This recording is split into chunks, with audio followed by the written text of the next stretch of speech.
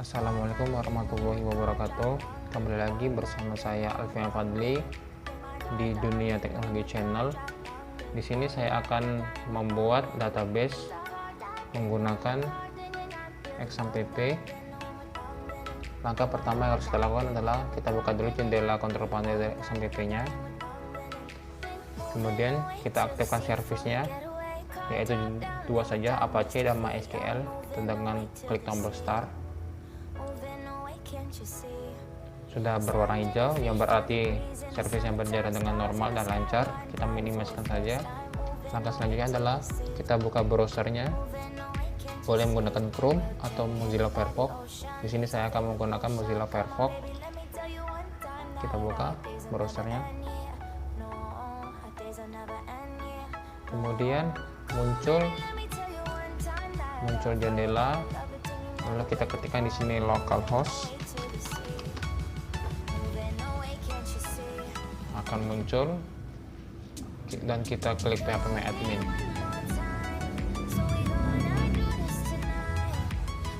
Nah, ini adalah jendela atau tampilannya. Apabila kita ingin membuat database, kita klik tombol new, kemudian kita beri nama apa database-nya. Kita buat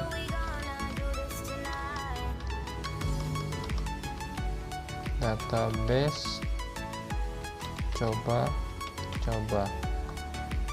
kemudian create. Nama database kita sudah berhasil terbuat.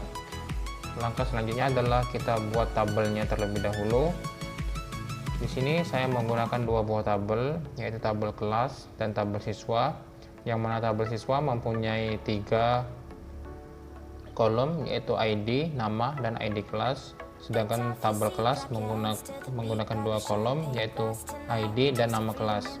Kita buat dulu tabel siswa. Sini saya akan membuat tabel siswa dengan menggunakan 3 kolom. Kemudian klik go. Nah, akan muncul seperti ini. Di sini kita isi name-nya yaitu ID dengan tipe data integer, yaitu berupa angka, dengan panjangnya kita buat 7 di sini.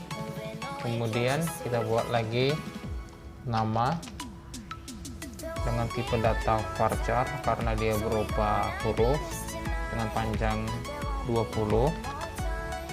Kemudian kita buat lagi nama ID kelas dengan tipe data integer karena dia akan berupa angka nantinya, dengan panjang 5 saja. Kemudian di sini saya akan kunci primary key-nya pada bagian ID dengan cara klik di bagian index, klik primary, ini go, kemudian centang, dan kita scroll ke bawah dan save. Ini adalah isi dari tabel siswa, yaitu ada ID, nama, dan ID kelas dengan primary key berada pada bagian ID. Kita buat lagi tabel satu lagi, yaitu tabel kelas. Kita klik lagi di database tadi, kemudian pada create table kita buat tabelnya kembali. Tadi tabel siswa, sekarang tabel kelas. Saya membutuhkan 2 kolom saja, 2, kemudian go. Nah, di sini saya tabel ID sama, masih integer lagi dengan panjangnya 7. Kemudian namanya lagi nama kelas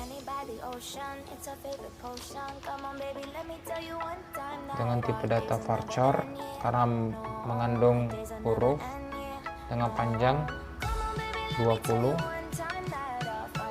Di sini saya akan kunci pada bagian ID-nya dengan cara klik index, primary,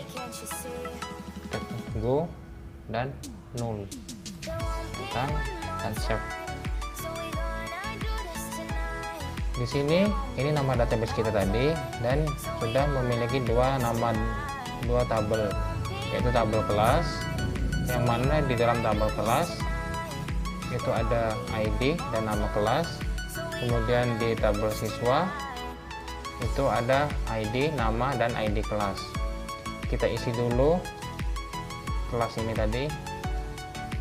Kita isi apa-apa saja yang ada dalam kelas dengan cara klik insert, kemudian isi ID-nya.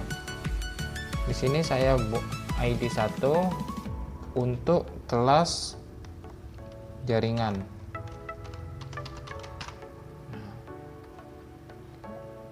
Lalu go untuk menyimpan. Di sini ini adalah format penulisannya. Kalau kita menggunakan SQL atau menggunakan perintah, maka ini perintahnya. Di sini saya akan menggunakan insert kembali. Insert lagi. Kita buat di ID-nya ID 2 untuk otomotif. Kita buat otomotif saja. Kemudian go. Di sini lagi. Di sini kita sudah mempunyai dua isi dari tabel kita tadi, yaitu ID 1 untuk nama kelas jaringan dan ID 2 untuk nama kelas otomotif. Kemudian kita beralih ke tabel siswanya, kita isi nama-nama siswanya.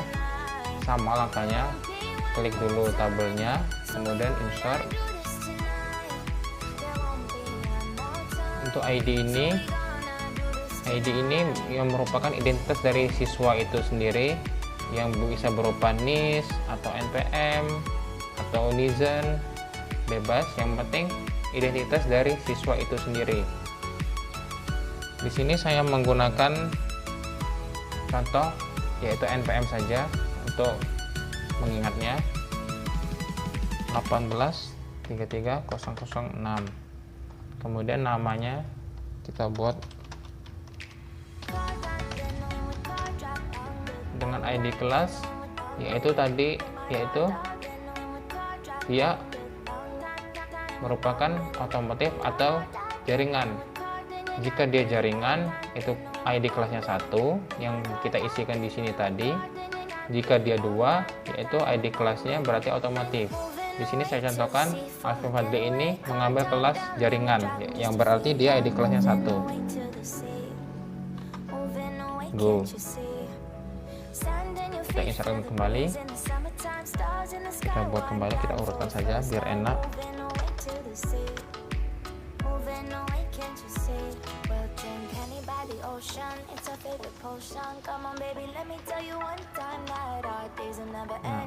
Misal si Bayu dengan NPM ini mengambil kelas otomotif, yang berarti 2 ID-nya tadi. Berarti kita ketik di sini 2. Kita buat satu lagi.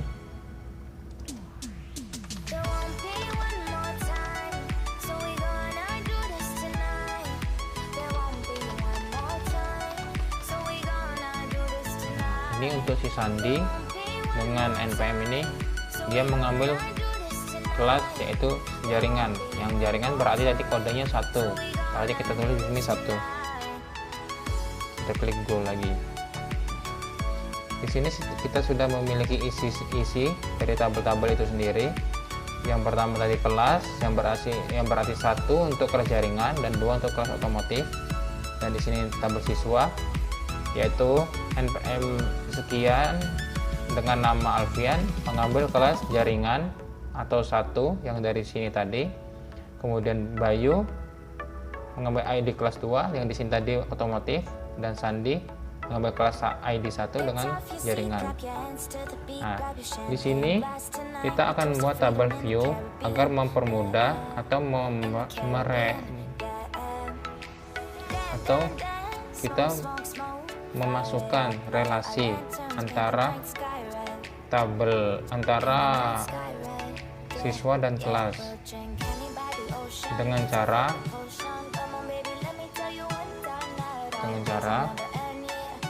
kita klik di bagian SQL, Kemudian kita akan membuat relasi antara tabel kelas dan tabel siswa yang akan kita buatkan tabel view-nya. Di sini kita akan buat relasinya dengan mengisikan perintah nantinya di SQL sini. Kita kembalikan terlebih dahulu. Di sini saya telah mengetiknya pada Notepad untuk mempermudah.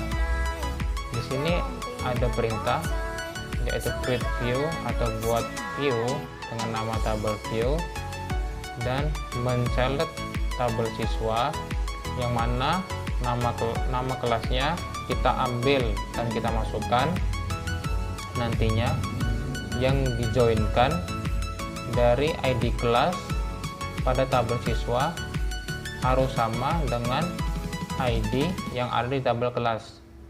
Jadi bacanya dari belakang, ID kelas di tabel siswa sama dengan ID pada tabel kelas. Jadi maksudnya, kita kembalikan lagi ke sini.